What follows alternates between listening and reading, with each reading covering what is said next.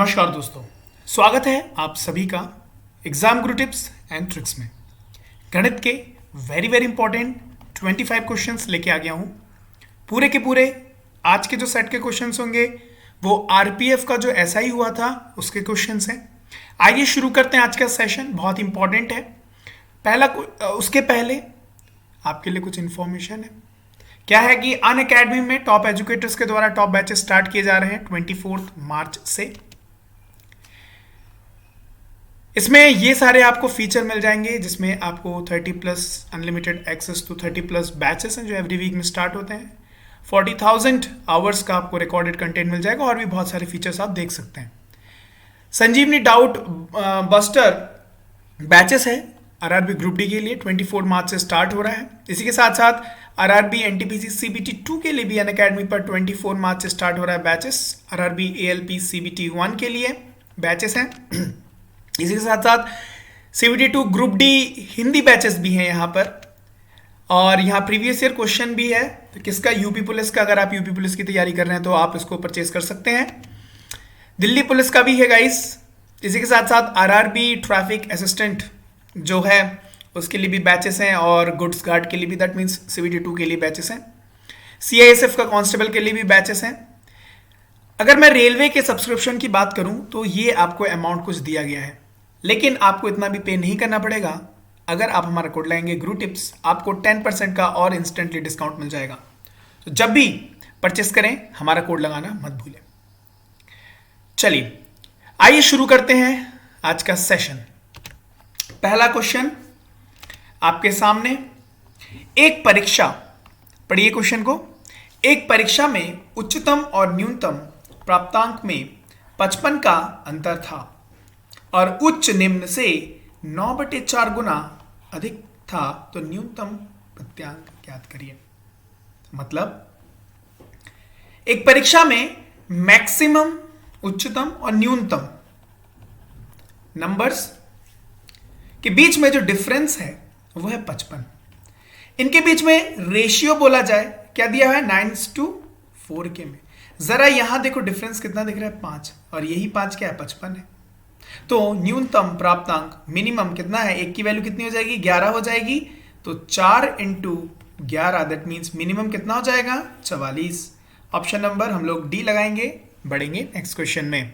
आइए, ए को अपने लाभांश के रूप में ₹80 मिले जबकि कुल लाभ 240 का था।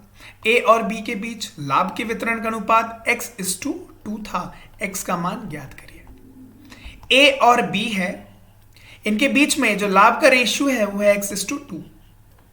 टोटल लाभ हुआ है 240 का, और ए को मिलने वाला भाग है कितना? 80। दैट मीन्स ए को कितना मिला है? 240 का। ए को कितना मिला है? 1/3। तो ये 3 अगर क्या हुआ, ये अगर टोटल हुआ तो ए को मिलने वाला भाग क्या है? 1 है। दैट मीन्स गाइज यहां देखो, अगर मैं यहां 1 रखता हूं तो 1 और 2 टोटल 3 हो रहे हैं। Condition satisfy. That means x की वैल्यू कितनी हो जाएगी? 1 हो जाएगी। ऑप्शन नंबर बी आपका सही उत्तर हो जाएगा। ठीक है, चलिए नेक्स्ट क्वेश्चन देखते हैं। सरल कीजिए, सिंप्लीफाई करना है। 4⁴ मल्टीप्लाई बाई 2 मतलब 2⁴ मल्टीप्लाई बाई 1/64 का स्क्वायर और ब्रैकेट के बाहर 2 + 10। इसको जरा देखते हैं। आइए, 4 4 16 एंड 16 का स्क्वायर इज व्हाट? 256। 256 का 2 टाइम्स 256 ट्वाइस है ना, बटे 64 × 64। ठीक है, और ये इसका क्या है? Square plus 10। देखो इससे ये गया कितनी बार? 4 बार। ये इससे कितनी बार गया? 4 बार। 4 4 16। 16 का स्क्वायर 256 प्लस 10 दैट मीन्स कितना आ जाएगा वैल्यू? 266। Option number. ठीक है, एक सेकंड में थोड़ा सा पानी पी लूं।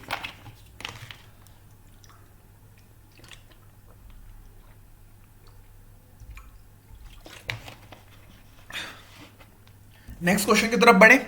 आइए, 100 किलोमीटर की दूरी को तय करने में विनय और कैरो के द्वारा लगने वाले समय का अनुपात, उनकी गतियों का अनुपात। आपको पता है टाइम का यहां पर रेशियो दिया गया है 15:16। दैट मीन्स आपको पता है टाइम और स्पीड एक दूसरे के इन्वर्स होते हैं, तो स्पीड क्या हो जाएगा, स्पीड का रेशियो 16:15 हो जाएगा। Simple, option number A. ठीक, नेक्स्ट क्वेश्चन है ये।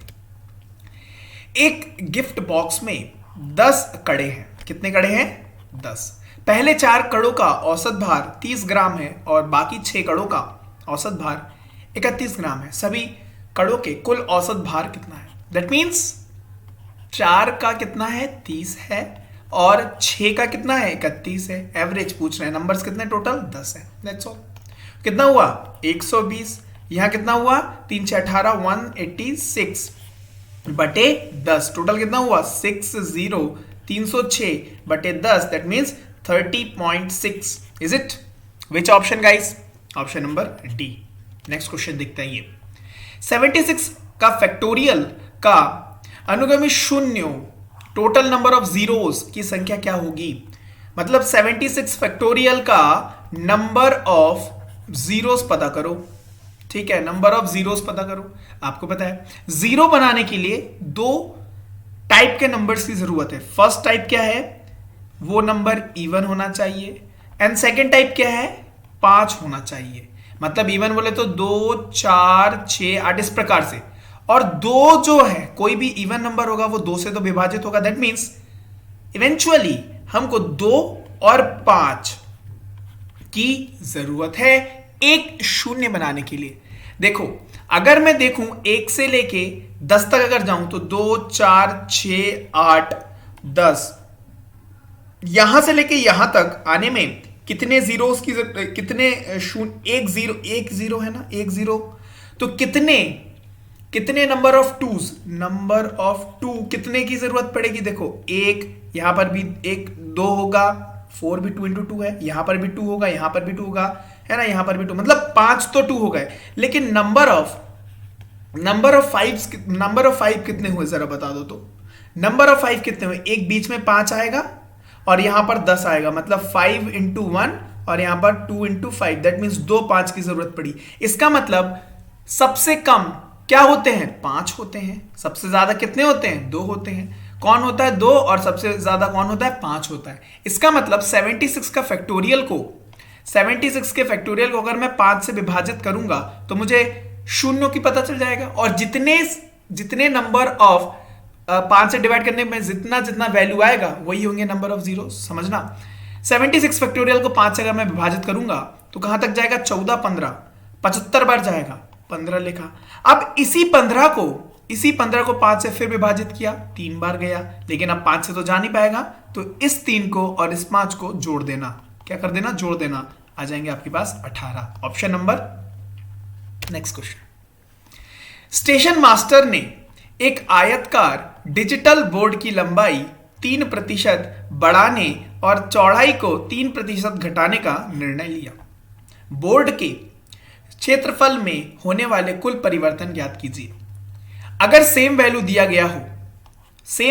गया हो और देखो आयतकार ये, जिसमें लंबाई को जो है कितना कर रहे हैं? 3% बढ़ा रहे हैं, 3% का इंक्रीमेंट कर रहे हैं, और चौड़ाई को 3% का डिक्रीमेंट। हमेशा अगर सेम वैल्यू दिया हो, इंक्रीमेंट हो और डिक्रीमेंट हो, हमेशा याद रखिएगा कि हमेशा घटेगा। क्या होगा? डिक्रीमेंट होगा, कमी होगी। कितनी कमी होगी? जो भी वैल्यू दी गई है इसका स्क्वायर बटे 100, मतलब 3 का स्क्वायर 9 बटे 100, मतलब 0.09% का क्या होगा? कमी होगा। क्या होगा? कमी होगा। लगा दो ऑप्शन नंबर डी। ठीक है, बड़े नेक्स्ट क्वेश्चन में आइए जरा। नेक्स्ट क्वेश्चन क्या कह रहा है कि 7√3 सेंटीमीटर विकर्ण वाले घन को पिघलाकर घनाभ बनाने पर उसकी ऊंचाई कितनी होगी यदि घनाभ की लंबाई घन के भुजा के बराबर है? ठीक है, और घनाभ की चौड़ाई 3.5 सेंटीमीटर है। दैट मीन्स गाइस, एक घन है, एक क्यूब है, जिसका डायगोनल, जिसका विकर्ण दिया गया है 7√3। क्या दिया गया? डायगोनल। बोल रहे भाई इसको पिघला दो, इस घन को पिघला दो और पिघलाकर एक क्यूबॉइड बना दो, घनाभ बना दो। घनाभ में क्या होगा? लेंथ होगा, ब्रेथ होगा और हाइट होगा, जिसकी वैल्यूज अलग अलग है। जिसमें जो उसकी लंबाई है, जो उसका लेंथ है, वो किसके बराबर है? घनाभ के भुजा के बराबर है, सॉरी घन के भुजा के बराबर है। तो सबसे पहले मैं यहां से ए की वैल्यू निकाल लूंगा इसकी वैल्यू के कंपेयर करते हुए। उसके बाद यहाँ इसका जो क्या बोला है, ब्रेथ, जो चौड़ाई है वो 3.5 सेंटीमीटर दे दी गई है। आपको हाइट निकालना है। क्या करूंगा मैं सबसे पहले दोनों का, सबसे पहले मैं यहाँ डायगोनल निकाल लूं। आपको पता है डायगोनल का फॉर्मूला क्या होता है, a√3, जिसकी वैल्यू क्या दी गई है 7√3, √3 से √3। मुझे घनाभ का एक साइड पता चल गया, तो घनाभ का जो वॉल्यूम होगा वो कितना हो जाएगा, a क्यूब, दैट मीन्स 7 का cube, that means 7 into 7 into 7, that means 49 into 7, 27, तो ये कितना हो गया 343, ठीक है 343 हो गया, है ना, 343 हो गया, ठीक है। उसके बाद जरा देखो यहां पर पिघला रहे हैं, इसका मतलब इस घनाभ का और इस घन का दोनों का वॉल्यूम सेम होगा, होगा कि नहीं होगा? दैट मीन्स आप मुझे एक बात बताओ, इसका जो है यहां बोला गया था इसका जो लेंथ होगा घनाभ का वो घन के साइड के बराबर होगा, मतलब मुझे ये पता चलेगा कि 7 सेंटीमीटर ही हो जाएगा, 3.5 ही हो जाएगा। इसकी वैल्यू निकालनी, that means L into B into H, इसकी वैल्यू है क्या 343। क्यों? क्योंकि पिघलाकर बना रहे, वॉल्यूम तो सेम होगा। दैट मीन्स यहां देखो, यहां L की वैल्यू 7 है, ब्रेथ की वैल्यू 3.5 है, H की पूछ रहे हैं 343। Is it guys? सो यहां पर H की वैल्यू कितनी आ जाएगी, काटापीटी करोगे 14 सेंटीमीटर आपके पास आ जाएगी वैल्यू, ठीक है। अंडरस्टूड गाइस, इजी था। बड़े नेक्स्ट क्वेश्चन में ऑप्शन नंबर सी आपका सही उत्तर हो जाएगा। नेक्स्ट क्वेश्चन सरल कीजिए। √19.36, 1 second, okay, √19.36, where is the cursor? Okay, 19.36 plus √77.44 divided by 2 is equal to what? सबसे पहले मुझे यहां काम करना होगा क्योंकि बॉड मास का यूज करते हुए डिवाइड पहले आएगा, लेकिन उसके पहले मुझे इस अंडर रूट को हटाना पड़ेगा। किस तरीके से हटाया जाए जरा देखिएगा गौर से, पता है तो बहुत अच्छी बात है, वरना सीखिए। देखिए 77.44 है, ठीक है। अब जरा यहां गौर से देखो, आखिरी में क्या है, 4 है। आखिरी में अगर 4 है तो दो तरीके के नंबर से आखिरी में 4 बन सकता है, या तो 2 होगा या 8 8 64। 2 का स्क्वायर क्या होता है 4, 2 का स्क्वायर होता है 4 और 8 8 64। इसमें भी आता है क्या 4। दैट मीन्स दो तरीके के नंबर होंगे, या तो 2 होगा या तो 8 होगा। जरा रुकिए, इसको मिटा दिया जाए। या तो 2 होगा या तो 8 होगा, या तो 2 होगा या तो 8 होगा। अब जरा आगे देखो अब यहां देखना है कितना है, 77 है। कितना है 77 है। 8 का स्क्वायर कितना होता है 64 और 9 9 सा कितना होता है 81 होता है। लेकिन ये जो 81 है ये तो 74 के परे है, आगे है ना। इसका मतलब सॉरी, ये जो 77 है ये 81 के पीछे है, मतलब 81 77 के आगे है। दैट मीन्स मुझे यहां पर 64 ही लेना पड़ेगा। 64 लेना पड़ेगा मतलब मुझे यहां 8 लेना पड़ेगा। इसका मतलब या तो इसकी वैल्यू 8.2 होगी या तो इसकी वैल्यू 8.8 होगी। Are you getting guys? यहां तक समझ गए? आगे जरा देखते हैं। अब यहां देखो बीच में आएगा कौन, 8.5 भी आएगा। जरा 8.5 का स्क्वायर कितना होता है, 5 5 25 और 8 9 72, तो 72.25 होता है ना, 72.25 होता है। क्या ये जो वैल्यू है ये 72.25 से ऊपर है क्या? जी हाँ, ये ऊपर है। दैट मीन्स इसका जो अंडर रूट होगा वो क्या निकल के आ जाएगा 8.8। I hope you understand. तो यहां पर क्या हो जाएगा, इसकी वैल्यू 8.8 डिवाइडेड बाई 2, और इसकी वैल्यू सेम तरीके से सेम फैशन में, तो 6 को या तो 4 4 16 या तो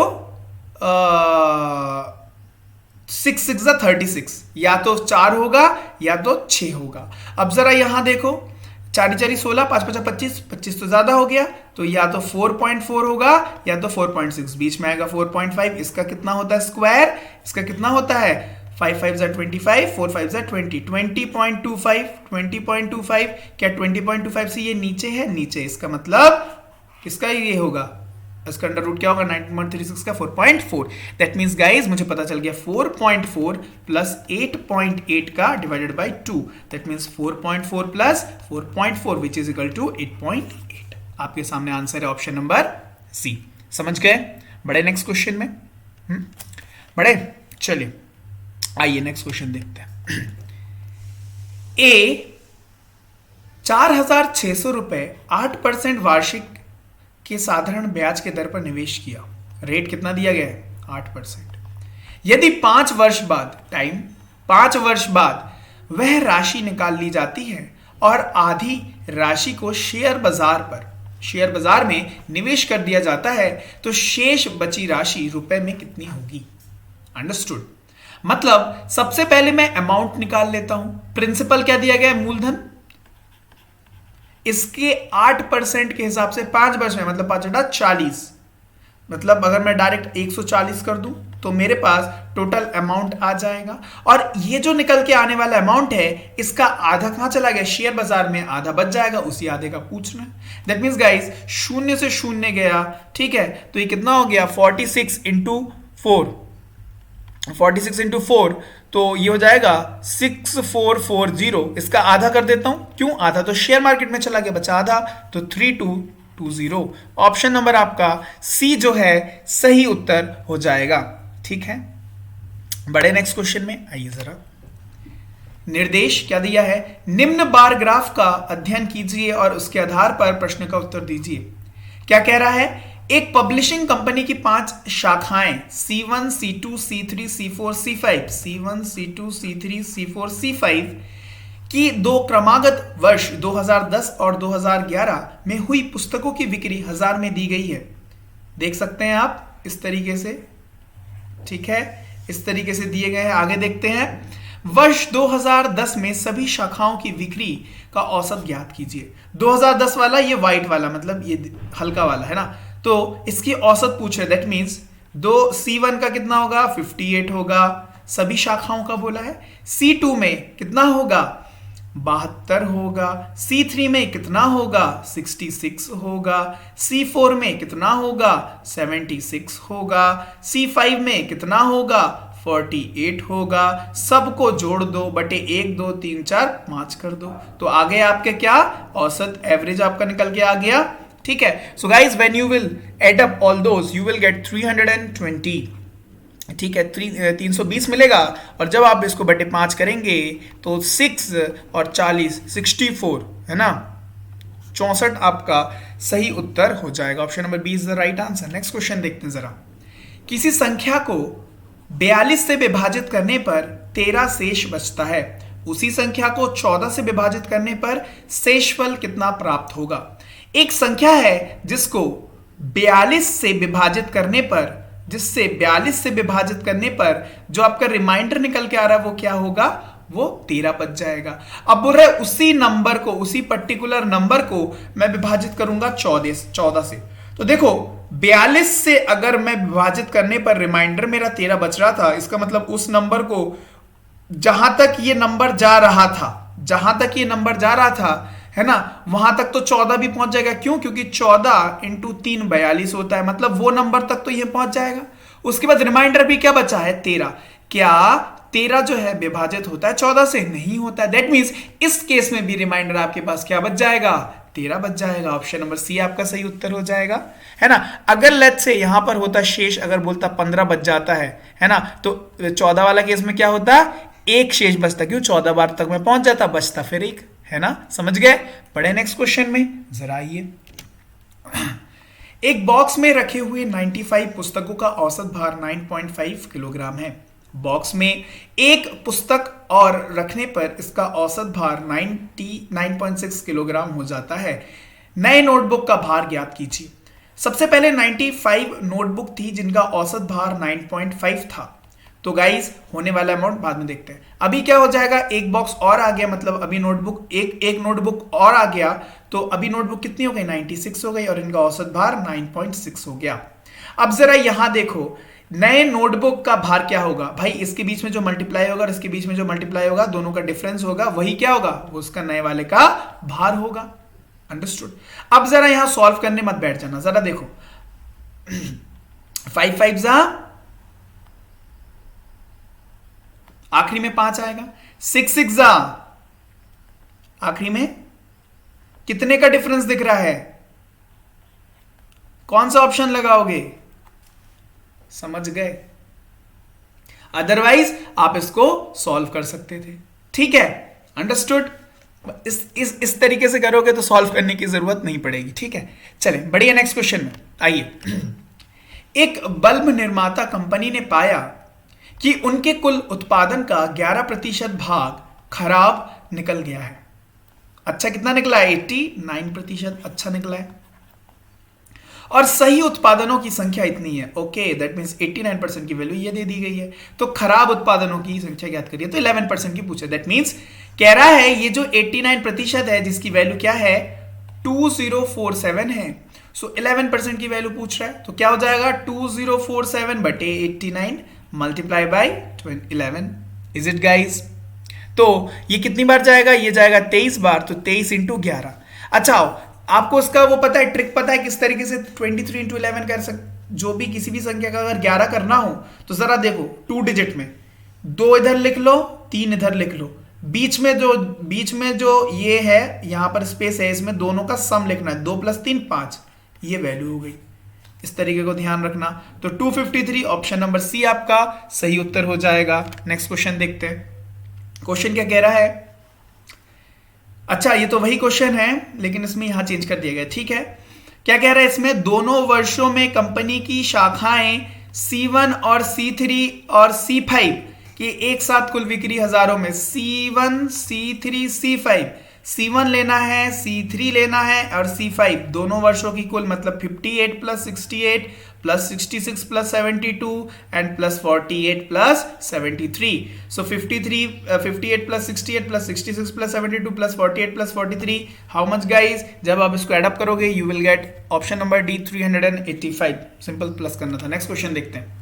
एक व्यक्ति एक समबाहु त्रिभुजकार मैदान पर 20 किलोमीटर, 24 किलोमीटर और 30 किलोमीटर की गति से, प्रति घंटे की गति से होगा, प्रति घंटे की गति से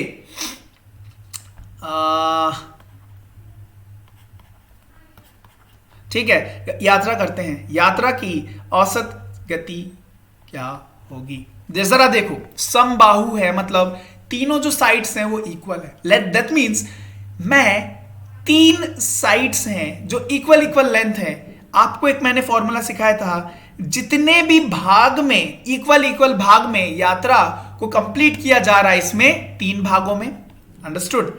और इनके स्पीड का क्या एलसीएम और डिवाइडेड बाय उनकी एफिशिएंसी का सम कर देना, आपकी एवरेज स्पीड निकल के आ जाएगी। ये वही जुगाड़ वाला केस है, वही ट्रिक वाला केस है।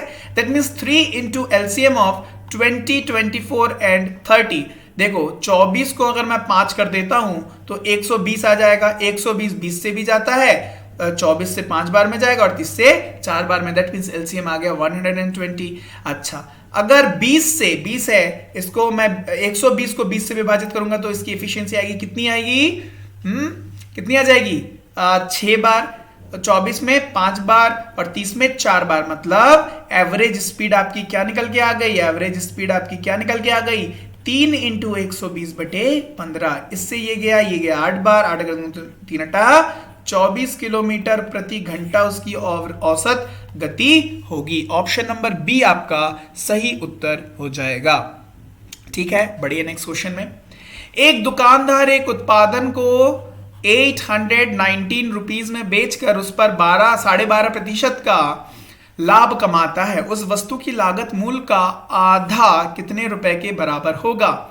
देखिए जरा, 12.5% मतलब क्या होता है? 1/8। तो अगर मैं सीपी और एसपी के रेशियोज की बात करूं तो क्या हो जाएगा? 8 से 9 हो जाना। 8 पे 1 बढ़ा, दैट मींस 8 से 9 हो गया। और यहां पर क्या दिया गया है कि 819 रुपए में बेचकर, मतलब एसपी की वैल्यू, सेलिंग प्राइस की वैल्यू 819। दैट मींस ये कितनी बार गया? कितना? 9 9 9 1 है ना। तो यहां पर अगर मुझे उसका मूलधन पूछा है, मतलब उसकी कॉस्ट प्राइस पूछी है, तो क्या कर दूं, उसको भी 91 से मल्टीप्लाई कर दूं, मतलब 8 वन जा 8, ए और 8 नंग 72, 728। ये मेरी आ गई क्या, उसकी वस्तु का, उस वस्तु का लागत मूल। अब इसका आधा पूछ रहे तो डिवाइडेड बाय 2 कर दो, तो 35 में 14 और जोड़ दो, तो क्या हो जाएगा 364। ऑप्शन नंबर डी आपका सही उत्तर हो जाएगा। ठीक है, बड़े नेक्स्ट क्वेश्चन में जरा आइए। वृत्त की त्रिज्या को 6 गुना करने पर उसकी परिधि उसके पूर्व की परिधि से कितनी गुनी बढ़ जाएगी। परिधि का केस है, आपको पता है वृत्त की परिधि क्या होती है, 2 पाई आर, उसका पेरीमीटर 2 पाई आर होता है। नए वाले केस में क्या कर रहे हैं, उसकी त्रिज्या को 6 गुना कर दे रहे हैं, मतलब अब वाले केस में 2 पाई आर नहीं है, 6 आर हो गया। आर से 6 आर मैंने बना दिया, 6 गुना बढ़ा दिया। अब जरा देखो, पाई और आर तो कट गए, अभी कितना हो गया 2, और कितना बढ़, ये कितना हो गया 12 हो गया। तो देखो कितने गुना बढ़ गया, ये कितने गुना बढ़ गया, 6 गुना बढ़ गया ना। तो लगा दो option number C. Next question देखते हैं। एक दुकानदार किसी वस्तु के क्रय मूल्य में 32% की बढ़ोतरी करके उस पर मूल्य अंकित करने के पश्चात उसकी बिक्री पर 32% का छूट रखता है। ठीक है, तो उसे होने वाले कुल लाभ अथवा हानि प्रतिशत का ज्ञात करिए। देखिए वही केस है, सबसे पहले 32% बढ़ा दिया, उसके बाद 32% का छूट दे दिया। हमेशा याद रखना, अगर दोनों का परसेंटेज सेम हो तो हमेशा क्या होगा, घाटा होगा। कितने का घाटा होगा, 32 का स्क्वायर बटे 100, इतने का उसको घाटा होगा। जरा देखो एक छोटे से एग्जांपल के साथ बोलता हूं। अगर 10% का रेट इंक्रीमेंट हुआ, सपोज पहले वो 100 का था, 10% बढ़ाकर उस वस्तु का लिखा गया, तो कितना हो जाएगा 110 लिखा जाएगा। फिर 10% का छूट दे दिया गया, इस पे अगर मैं 10% घटा दूं तो 11 घटेगा, मतलब क्या हो जाएगा, 11 घटेगा तो 99 हो गया। तो देखो अल्टीमेटली क्या हुआ, 1% का घाटा हुआ, है ना, 1% का घाटा हुआ। तो देखो 10% का मैंने बोला था, तो 10 इंटू 10 बटे 100 इसका घाटा होगा, मतलब 100 बटे 100 मतलब क्या होता है 1% का हुआ ना, 1% का घाटा। इसका मतलब 32 का स्क्वायर बटे 100 इतना क्या होगा, इतना हानि होगा। तो लाभ और लाभ वाले तो काट दो, तो 32 का स्क्वायर क्या होता है 1024 और बटे 100 दैट मींस 10.24% का क्या होगा गाइस, हानि होगा। लगा दो ऑप्शन नंबर ए। ठीक है, चलिए नेक्स्ट क्वेश्चन देखते हैं।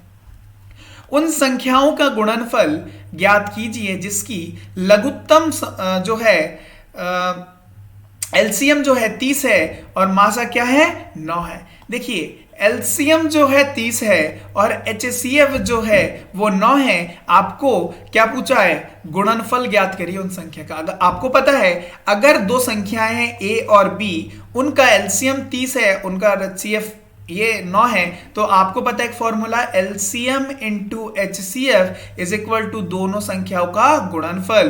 दैट मींस 30 इंटू 9 क्या हो जाएगा, उन्हीं दो संख्याओं का गुणनफल। दैट मींस 270 आपका उन दोनों संख्या का गुणनफल हो जाएगा। ऑप्शन नंबर डी आपका सही उत्तर हो जाएगा। नेक्स्ट क्वेश्चन देखते हैं। 4 divided by 4 to the power -2 plus under root 81 plus under root 25। इस क्वेश्चन को कैसे करोगे। 4 डिवाइडेड बाई, सबसे पहले आपको पता है अगर पावर है माइनस में नेगेटिव में तो नीचे ले आ दो तो प्लस में हो जाएगा। ठीक है, अच्छा प्लस क्या हुआ अंडर रूट 81 9 और ये हो गया 5। यहां देखो तो सबसे पहले इसको मैं मल्टीप्लाई करूंगा तो ये ऊपर पहुंच जाएगा, दैट मींस 4 का स्क्वायर और ये कितना हो गया 14 हो गया। तो यहां क्या हुआ 4 का क्यूब प्लस 14। 4 का क्यूब कितना होता है 16 इंटू 4 64 बटे 14। 8 वाला ऑप्शन कितना हो गया 8 78 आपका सही उत्तर हो गया। Option number D is the correct answer. Next question देखते हैं। एक थैले में 12:13:11 के अनुपात में विभिन्न प्रकार के पुराने सिक्के हैं, ठीक है, जिनके मूल्य क्रमशः 3 रुपए 4 रुपए और 5 रुपए हैं। यदि सिक्कों का कुल मूल्य 572 है तो 3 रुपए के मूल्य सिक्के की कुल संख्या कितनी होगी। देखो थैले में 12:13:11 के अनुपात में विभिन्न प्रकार के पुराने सिक्के। लेट अस टेक x, एक कॉमन फैक्टर ले लिया मैंने x, जिनका मूल्य 3, 4 और 5 के रुपए है। इसका मतलब अगर मैं इसकी कुल मूल्य कितनी दे दी गई है 572, इस हिसाब से अगर मैं देखूं तो कुल मूल्य x के टर्म में कितना होगा 36x प्लस कितना हो गया 56x, समझ में आ रहा है ना, सॉरी 52x प्लस ये कितना हो गया 55x, जिसकी टोटल वैल्यू कितनी दी गई है 572। x की वैल्यू मैं पता कर लेता हूं, तो यहां जरा देखो कितना हो गया 55, 36 और 52, that means 143x is equal to 572। तो x की वैल्यू कितनी हो गई 4 निकल के आ गई।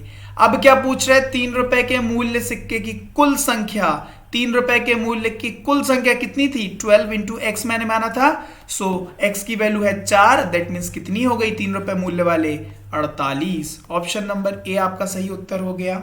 ठीक है, इसी तरीके से अगर वो पूछता ये 3 रुपए के मूल्य, मतलब इस तरीके से पूछेगा तो इस तरीके से सॉल्व करना। ठीक है, इसके एक दो टाइप के क्वेश्चंस और होते हैं, किसी नेक्स्ट वीडियो में नेक्स्ट क्वेश्चन आएगा तो हम बताएंगे। ठीक है, चलो नेक्स्ट क्वेश्चन देखते हैं। मार्क अपने वेतन का 14% हिस्सा दृष्टिहीनों की एक संस्था को 16%, अनाथ की संख्या को 12%, दिव्यांगों की संस्था को और वह अपने वेतन का 13% मेडिकल कैंप की संस्थापना के मदद के रूप में देता है। शेष 24,570 रुपए वह मासिक खर्च के लिए बैंक में जमा करता है। दिव्यांगों की संस्था को वह कितनी राशि दान करता है। आइए जरा देखते हैं। दृष्टिहीन लोगों को 14% गया, अनाथों के जो संख्या अनाथों में कितना गया 16% गया, दिव्यांगों में कितना गया 12% गया, और उसने मेडिकल कैंप की संस्थापना के लिए 13% दे दिया। जरा देखते हैं टोटल कितना हो गया। यहां पर हो गया कितना 30 और यहां कितना हो गया 25, दैट मीन्स उसने 55% अपने वेतन का जो है इन्हीं सब में बांट दिया। अभी उसके पास शेष कितना बचा है 45% बचा हुआ है, जिसकी वैल्यू यहां दे दी गई है 24570। इसका मतलब एक की वैल्यू क्या है मल्टीप्लाई बाई ये क्या हो रहा है, दैट मीन्स जब आप सॉल्व करोगे सिंपल है 45 से जब काटोगे तो you will gate guys how much, एक की वैल्यू कितनी आ गई 546। यहां क्या बोला दिव्यांगों की संस्था में यहां पर 12% देता है ना, 1% की वैल्यू क्या है, तो 12% की वैल्यू कितनी हो जाएगी गाइस, है ना।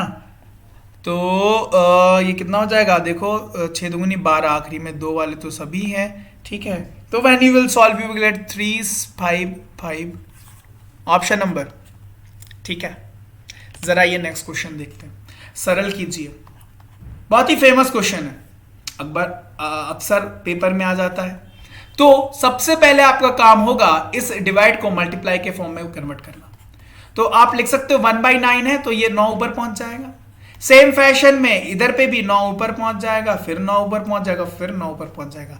एक 9 से तो भाई एक 9 गया, लेकिन आया क्या 9 का क्यूब। कितना होता है, कौन सा ऑप्शन होगा, बड़े नेक्स्ट क्वेश्चन में। आज का अंतिम प्रश्न, द्रविड़ 350 गिफ्ट्स 4 बच्चों में बांटता है। ठीक है, पहले बच्चे के हिस्से में आया गिफ्ट दूसरे बच्चे के हिस्से में आए गिफ्ट का दुगुना है, तीसरे बच्चे के हिस्से में आए गिफ्ट का तिगुना है, और चौथे बच्चे के हिस्से में आए गिफ्ट का 4 गुना है। दैट मीन्स समझ गए हो, सभी की संख्या बराबर है। पहले बच्चे के हिस्से कितने गिफ्ट था। अगर यहां देखूं फर्स्ट सेकंड थर्ड फोर्थ 4 बच्चे हैं, तो अगर मैं इसको x मान लूं, पहले बच्चे के हिस्से में आया गिफ्ट दूसरे बच्चे के हिस्से क्या आएगा दुगना, तो ये क्या हो जाएगा x/2 हो जाएगा, और तीसरे क्या आया तिगुना है और इसका आया क्या है 4 गुना है। इस तरीके से हो गया। और यहां क्या बोला है टोटल नंबर ऑफ गिफ्ट्स कितने हैं 350 है, मतलब x plus x/2 plus x/3 plus x/4 कितना हो जाएगा 350 हो जाएगा। तो यहां देखो जरा ये क्या हो जाएगा ये 25x/12 इज इक्वल टू 350। जरा यहां देखो 25 4 100 होता है, 3 बार जाना है, तो 4 इंटू 3 12 और 2 और 14, तो x की वैल्यू क्या आ जाएगी 14 इंटू 12, दैट मीन्स 8 वाला ऑप्शन। और ये क्या हो जाएगा 144 से ज्यादा तो 168, ऑप्शन नंबर ए आपका सही उत्तर हो जाएगा। तो गाइज ये थे आज के very very important 25 question. I hope आपने इस सेशन को एंजॉय किया होगा। ये आरपीएफ एसआई जो है उसमें पूछे गए क्वेश्चंस हैं, ठीक है। तो आई होप कि आई फील कि आप कॉन्फिडेंट फील कर रहे होंगे, ठीक है। अगर आप कॉन्फिडेंट फील कर रहे हैं तो वीडियो को लाइक और शेयर जरूर करिए, उन दोस्तों के साथ जरूर शेयर करिए जिनको इन सब आपको लगता है इन सब क्वेश्चंस की जरूरत है और प्रैक्टिस की जरूरत है अपकमिंग ग्रुप डी परीक्षा के लिए, ठीक है। इस चैनल को अगर आपने सब्सक्राइब नहीं किया तो जल्दी से चैनल को सब्सक्राइब कर दीजिएगा। तब फिर मिलते हैं आपसे नेक्स्ट वीडियो में, तब तक के लिए bye bye and have a nice day.